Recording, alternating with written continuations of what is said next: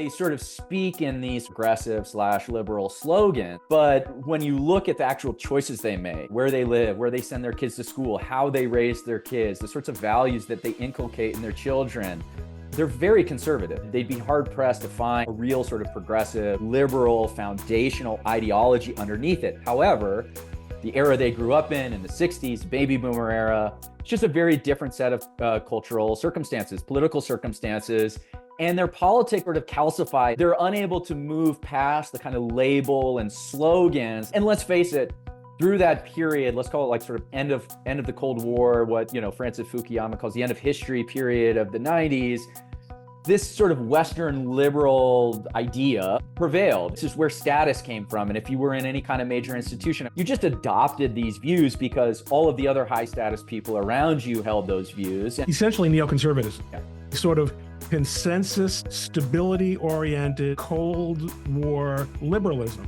And I think that's right. They were trying to preserve the best parts of liberalism. I think there are a variety of things that happen in the sort of intervening year. A particular political project is obsolete. The whole new republic scene of the 80s and the early 90s. A lot of these sort of upper middle class liberals in particular have insulated themselves from the pathologies of mass immigration to their state. And their only confrontation with that reality is, they essentially have these indentured servants.